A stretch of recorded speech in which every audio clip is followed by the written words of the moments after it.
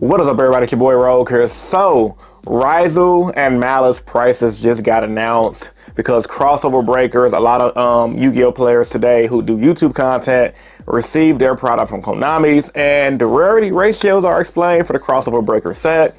So in this video, I'm going to give you guys my opinions on that. Before we get to the actual video though, smash that like button and hit the subscribe button for more content. I'm uploading as much as I can throughout the week. And yeah, let's just get straight into the video. So, crossover breaker is going to be a pretty dope set from what it looks like to me, at least. It's a 70 cards, I think it's a 100 card set or so. Number of the set will be on the screen, and there's about 4 ultra rares in the box, with more than likely a quarter century rare. So you're gonna get 5 high rarity cards. Now, my main concern about this set, because I am looking to build Ryzel myself, is the Ryzel deck so far, based on the YouTube videos I've seen, appears to be pretty short printed. Like every box I've seen open up, I've seen 3 people open up boxes online right now. They all got like 4 ultras in the box, and at least one box had at least one Ryzel ultra. A bunch of Ryzel nodes were pulled. Node is not really an important one, and it was a low rarity one anyway. The main 2 Ryzel guys, Thode and Ice Ryzel, are ultras. Their XYZ monsters are ultras, and their field spell are super. So that deck right now is looking to be projected as pre-sale about $500 for the core. But that's completely false, because looking at OCG list for Ryzels, they usually only run 2 and 2 of the extra deck monsters, not 3 of each. And they also run different ratios depending on what build of Ryzel you want to do. You can go for the Necros build, you can go for any other build that combines Ryzels with other decks. So me personally, you can slowly go into Ryzels, picking the deck up little by little and build it over time. I think what Konami did good in crossover breakers, they have the stick tiers in the set. That's like them telling you, players out there who want to play the deck on a budget, like, hey, even though the Ryzel stuff is expensive, you can play this budget version with stick tier, and if you still have your hand traps and everything else from previous sets, you can build an okay Ryzel deck that can go to locals and probably get you a regional top 8. I definitely plan on building Ryzels up from the start, but if I can't get everything, no matter what the reason is, I will be testing out personally a stick tier Ryzel deck. So be on the lookout for that. If you guys want a budget version, let me know, because I definitely plan on building budget Ryzels as well as my real Ryzels. And I think that's pretty exciting, because they have all of the reprints for the rank 4 cards that came out years ago, like Exciton Knight, Abyss Dweller, Tornado Dragon. So it's gonna be pretty much everything you need to pull out of the set to build Ryzels, at least at the cheapest way, minus the hand traps, of course. But if you're playing Yu-Gi-Oh competitively, you should already have hand traps. And if you guys are just getting into Yu-Gi-Oh, I think it's a good way for you guys don't have to go to locals and search for everything. Based on the openings as well, Malice, man, you players are in luck.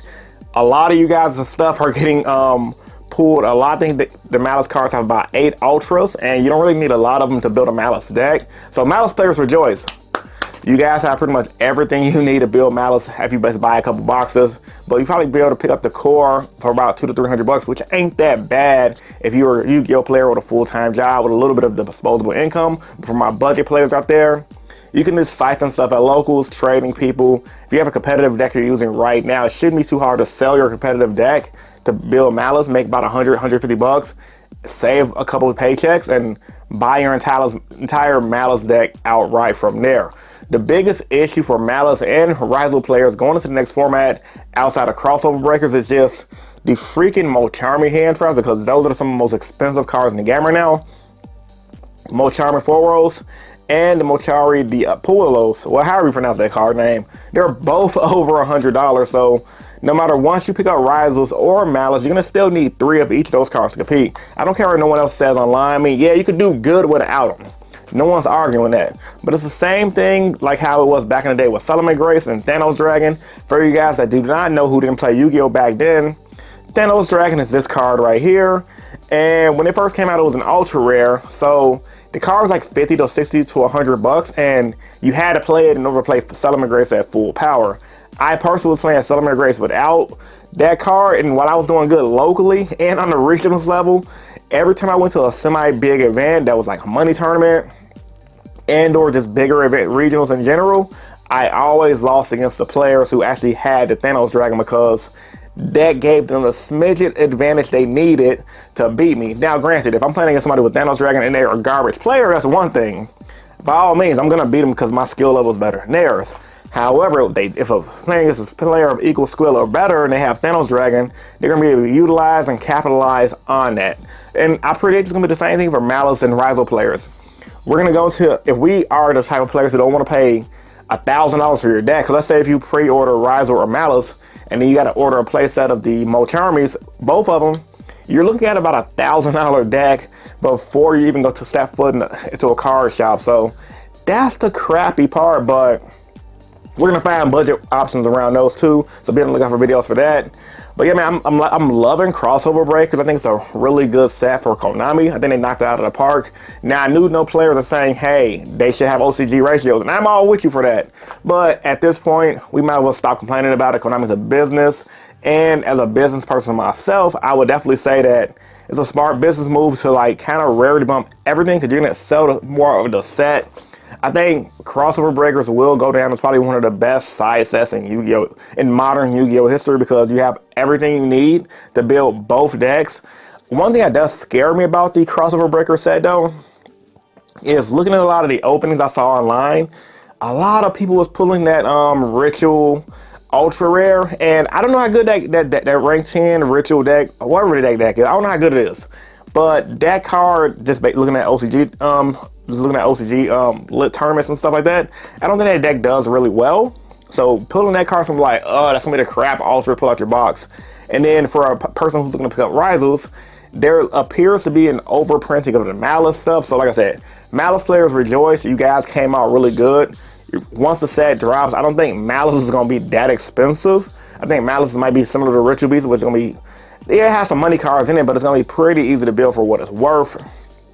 Like I said, the money cards are gonna be the Mocharmies and things like that. But those Rival players, though, we gonna have to hustle. Unless you just got the money to blow, you got to hustle and grind the Rivals out and build you a budget version to work your way up to get in the full thing. Like I said, me personally, I'm definitely building budget Rivals if I can't get everything I need. Because I'm debating just buying everything outright.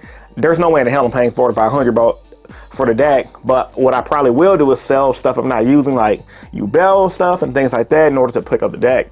Like us Yu-Gi-Oh players have to find out if we're gonna play the game competitively. Like I'm all for the, complaining and giving my honest opinion on sets and the bad and talking crap about Konami and telling them, hey, this is wrong. But if we're gonna continue to play the game, we have to find consistent alternatives to play the game properly. So in conclusion, man, I think I said everything I needed to say about this. So let me know what you guys think about this topic in the comment section down below. Are you guys excited for Crossover Breakers? Let me know. Like I said, man, it's gonna be pretty freaking insane to go to locals and pick up this set because, man, it's gonna be a headache in itself. But I'm looking forward to it. I'm looking forward to playing a favorite deck, a new deck that's like Rivals, because it reminds me of my favorite deck, Chain Gadgets from back in the day. So man, this is your boy Rogue Hero. I am super allergic right now. I don't know what the hell is going on. My allergies have been through the roof for the past couple of weeks, and like, I can barely breathe right now. And I'm signing out. Peace. See you guys in the next video.